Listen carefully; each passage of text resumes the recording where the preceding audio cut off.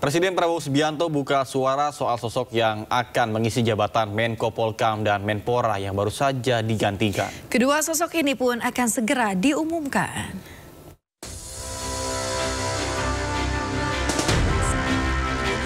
Presiden Prabowo baru-baru ini mengganti jajaran menterinya. Meski sejumlah menteri baru telah dilantik, namun kursi Menteri Koordinator Bidang Politik dan Keamanan serta Menteri Pemuda dan Olahraga masih kosong. Presiden Prabowo Subianto pun buka suara atas sosok yang akan mengisi dua posisi di jajaran kabinetnya ini. Ya, nanti tunggu waktunya biar kalian ada semangat. Saat ini, posisi Syafri Samsudin menjabat sebagai AD Interim Menko Polhukam. Selama menjabat, Syafri tetap menduduki posisi sebagai Menteri Pertahanan RI. Sementara posisi Menpora masih kosong. Menpora sekaligus tokoh legenda bulu tangkis Taufik Hidayat sementara mewakili Menpora di sejumlah acara. Tim Liputan iNews melaporkan. Menteri Keuangan Purbaya Yudi Sadewa menyalurkan dana 200 triliun rupiah ke sistem perbankan. Ya, dana tersebut dikucurkan ke 5 bank besar milik negara yakni Bank Mandiri, BRI, BTN, BNI, dan juga BSI.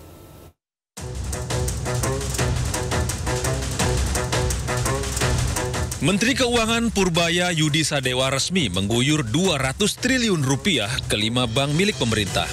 Bank Mandiri, BNI, dan BRI masing-masing mendapat guyuran 55 triliun rupiah. Bank BTN mendapatkan 25 triliun, sedangkan Bank BSI memperoleh kucuran dana 10 triliun rupiah. Purbaya menegaskan penempatan dana tersebut bersifat liquid, menyerupai giro dan tidak memiliki tenor. Pemerintah mengimbau agar perbankan menyalurkan uang tersebut ke sektor real, termasuk melalui pembelian surat berharga negara. Nggak janji cuma bukan momen. Pas pemberitahuan ke teman-teman, dan kemarin saya janji akan mengembangkan dana 200 triliun perbankan. Ini sudah diputuskan dan ya sudah disalurkan. Insya Allah jalan pasti. Dengan prinsip kita kirim ke 5 bank, Mandiri, BRI, BTN, BNI, BSI. Di Mandiri itu kita taruh 55 triliun, BRI 55 triliun, BTN 25 triliun, BNI 55 triliun, BSI 10 triliun. Itu jadi dananya akan kita kirim. Sudah saya setuju tadi pagi, bentar lagi dikirim sama dia. Kamu jangan siap rapat di atas ya. Jadi saya pastikan dana yang berhasil masuk ke sistem perbankan hari ini, dan mungkin banknya habis itu bingung berpikir nyalurin kemana. Meski bank akan membutuhkan waktu untuk menyalurkan dana tersebut, namun langkah ini diyakini mampu menggerakkan perekonomian secara bertahap. Tim Liputan iNews melaporkan. Pemirsa, Menteri Keuangan Purbaya Yudi Sadewa telah mengguyur 200 triliun rupiah kepada 5 bank milik negara. Ya, tujuannya untuk mendorong perputaran uang di perbankan.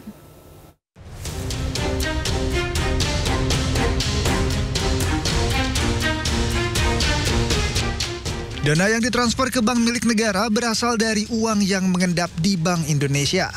Uang itu ditransfer pada hari Jumat dengan besaran berbeda-beda.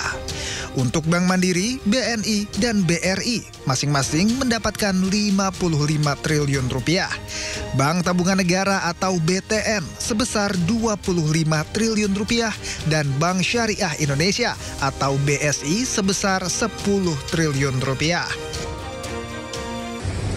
Di Mandiri itu kita taruh 55 triliun, BRI 55 triliun, BTN 25 triliun, BNI 55 triliun, BSI 10 triliun. Itu jadi dananya akan kita kirim.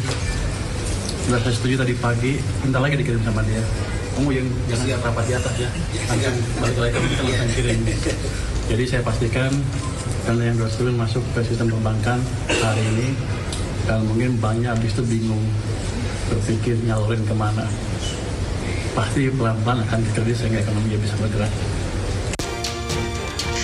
Sebelumnya dalam rapat dengan Komisi 11, Menkyu menyebut ada dana sebesar 425 triliun rupiah yang mengendap di Bank Indonesia. Dana nganggur ini membuat ekonomi tak berputar dan orang kesulitan mendapatkan pekerjaan. Purbaya mengatakan Presiden telah menyetujui pemindahan uang dari Bank Indonesia ke bank-bank milik negara. Usai diguyur uang 200 triliun rupiah, indeks harga saham melesat naik. Bahkan sempat tembus hingga 1%. Pemirsa, IHSG pagi tadi dibuka menguat hingga ke level 7.800. Seluruh saham perbankan pun melesat naik, terutama bank-bank himbara seperti BRI, Mandiri, BNI dan juga BTN. Penguatan saham himbara sebagai respon pasar atas cairnya dana 200 triliun ke perbankan plat merah.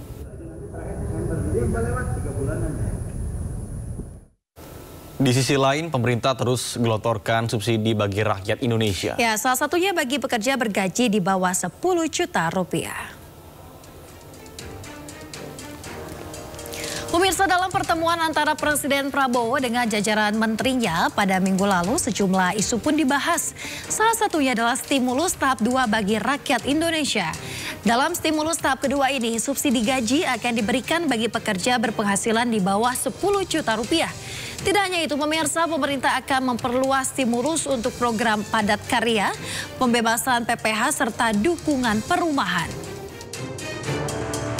Semester 2 kan tetap jalan. Apa aja, Pak? Nah, itu yang sekarang ada kan stimulus seperti gaji yang di bawah 10 juta kan itu sudah berjalan. Gaji untuk padat karya. Sektor tertentu kan PPh-nya ditanggung pemerintah. Jadi itu sudah dinikmati oleh 1,7 juta masyarakat. Kemudian ada program-program yang terkait dengan perumahan melalui kredit usaha rakyat. Nah, ini kami akan dorong juga. Kemudian juga ada program renovasi rumah, itu juga akan terus didorong. Pemirsa, Menteri Keuangan Purbaya Yudi Sadewa mengaku kaget soal mengetahui nominal gajinya sebagai seorang menteri. Ya, menurutnya nilai yang diterima kini tidak sebesar saat ia menjabat sebagai Ketua Dewan Komisioner Lembaga Penjamin Simpanan atau LPS.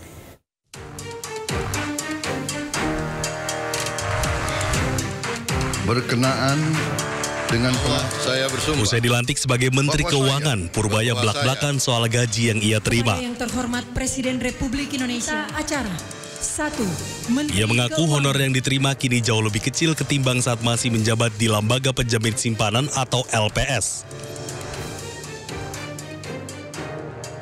Adapun berdasar peraturan pemerintah nomor 75 tahun 2000, gaji seorang menteri sebesar Rp5.040.000 per bulan. Ditambah tunjangan jabatan sebesar Rp13.680.000. Artinya total gaji seorang Menteri Keuangan per bulan sebesar Rp18.648.000. Namun jumlah itu belum termasuk tunjangan lain seperti kinerja, rumah, dan mobil dinas. Jika dibanding dengan LPS, nominal pokoknya memang jauh berbeda. Seorang Ketua Dewan Komisioner LPS bisa mengantongi gaji pokok sekitar Rp85 juta per bulan, sementara wakilnya Rp75 juta per bulan.